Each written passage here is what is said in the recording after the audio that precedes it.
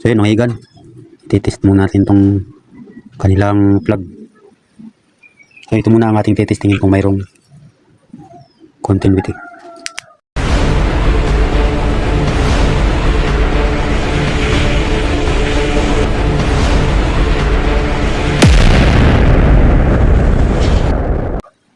So yun, mayroong kaunti. Ibig sabihin buo ito. Yun. So ito naman isa. Ito po yan, ito. Itong walang ilis eh. Ito yung may ilis eh. Gumagana siya. So ito. Switch natin. So yan, wala. Wala. So yan, bubuksan natin. Anong problema niyan? Hindi nitong isa kulay green.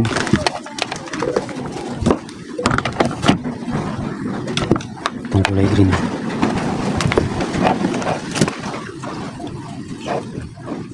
Yung kanyang switch. So yan, wala rin. Dalawa, yung hindi nagana. Ito yung kulay green. Oh. Ito yung kulay green, ayaw. Saka itong kulay red. Ito, hindi rin nagana itong dalawa. So ito lang nagana isa. Yan, check muna natin yan mga yan. So bubuksan ko muna yung makina. Akin titingnan yung loob. So yan, napansin ko kagad. Yan, nakaikot yung kanyang wire. So tatanggalin muna natin yung wire na yan. At nakaikot na. Baka dito lang may problema. Buksan muna natin yan. So yan, natanggalan natin. Siyempre titingnan pa rin natin yung kaloob-looban yan. Yun, nakapilihot. Yun, nakapili. So bubuksan pa rin natin to. Para ating makita lahat. Yung naging dahilan niya. Kung bakit siya ay ayaw gumana. Yan, tititirin muna natin dun sa pinakandulo na yun.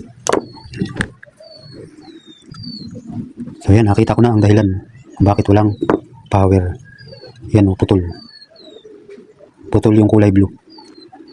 So yan, pagtugtungin muna natin. Siguro kaya ito yung nagpili dahil wala na yung spring nito. So mamaya ating i-check yan. Yan, pagtugtungin muna natin to para may ayos ko. So putulin muna natin din eh. Yan, para maayos ang ating pagdudugtong. Yan, tinanggalan natin itong nakapilihot na ito. Hindi ni dudugtong ulit natin ang bago. Yan, iayos lang natin. So testerin muna natin yung kanyang motor. Hindi naman maliit. Yan, okay pa, gumagana pa siya. Okay pa yan. So iayos lang natin ang dugtong. Yun lang naging problema nito. Itong disposable na ito na clip pan. So ipagdugtongin lang natin and then ibalik na natin sa ayos yan. Okay na yan. So ito pa ang problema niya. Nakita ko pa rin itong spring niya. Ito. Yan, ating papabain. Kasi ito yung naglalaki yung dulo nito. Yan, ilalabas lang natin yung dulo na yan. Hindi nating ililiko para may pangkapit siya. So yan, ililiko natin to. Putol na kasi. Yan, ito yung maglalak niyan eh. Pinakamaliit na yan. Yan ang panlak. Dito, ayun, naputol na nga. Ayun. Ito kasi yung nalak. Ayun, mahaba pala yung lock niya. Ayun, mahaba. So hahabaan pa natin pala yun. So yan, hayaba na natin. Hindi yun, doon natin isusuot. Sa butas na yun. Yan, kung nakita nyo. Yan, naila ko na. Yun. Okay na yun. So ito, tornilyo lang natin. So ito, tornilyo na rin natin to. Yung pinakang lock niya. Ayaw pong magmamit.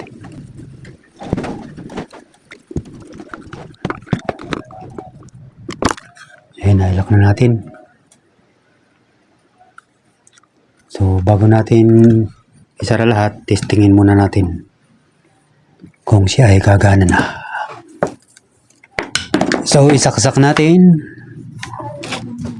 para ating malaman. Kasi kanina wala itong power. Hindi dito na natin malalaman kung siya ay gagana na. So isaksak na natin. So ayan na siya. Gumagana na. Switch natin. So yun, success ang ating ginawa. Iayos na natin. Siyempre, wala itong hélice dahil naiwan doon sa kanila. So, kay pamangkin ito.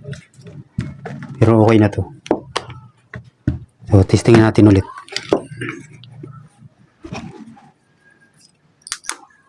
Yan, okay na yan. So, yun lang. At yung isa naman, kulay green naman ang ating titingnan.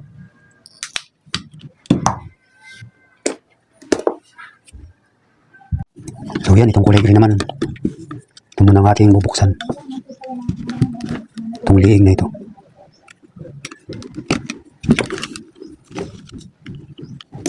Ayaw pang bumukas. So, buksan muna natin. So, yan. May napansin agad ako. Ayun, putol. Oh. Putol naman ang mga wire din. Yan. Parehas putol. Hindi nga gagana. Yan. Pagdugtungin natin din. Katulad ng isa. Wala itong tornilyuhan. Disungkit lang siguro. So, yan. Pagdugtungin muna natin doon sa loob. So, yan. Testerin muna natin yung kanyang motor na dinamo.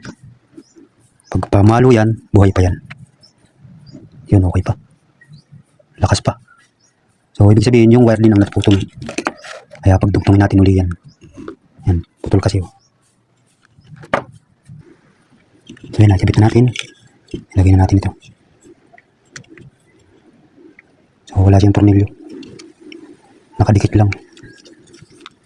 So, testera natin. So, pag pumalo na sa tester yan, ibig sabihin, pwede na yan gamitin.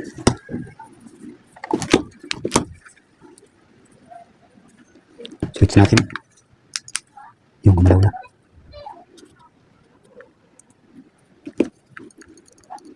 Yan, okay na to. Yan. Nasa switch na lang problema konti.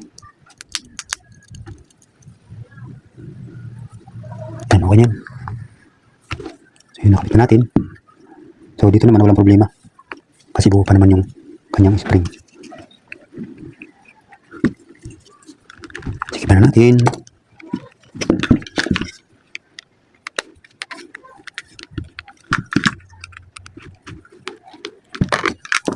So, let's go. Atin ang testingin.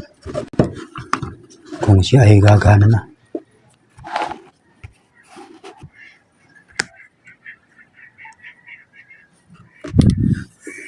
So, saksak na natin. Let's go.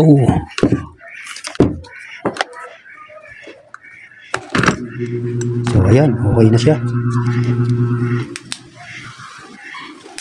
So, yun lang ang ating inayos. Yung mga wire lang.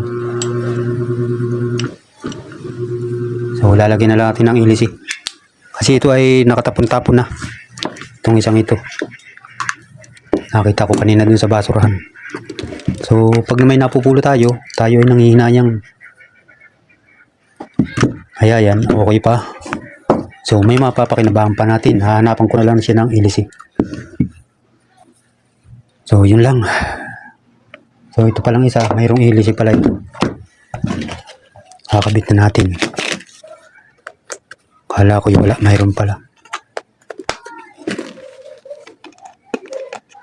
So, ito ang kanyang hélice. So, kanina mga wala itong power. Dalawa na ito. So, yung isa naman, nagana naman. Kaya hindi na natin ini-check. Kasi naiikot naman.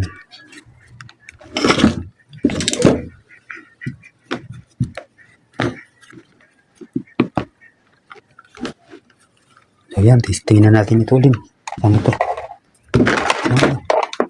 Nahiga ka pa.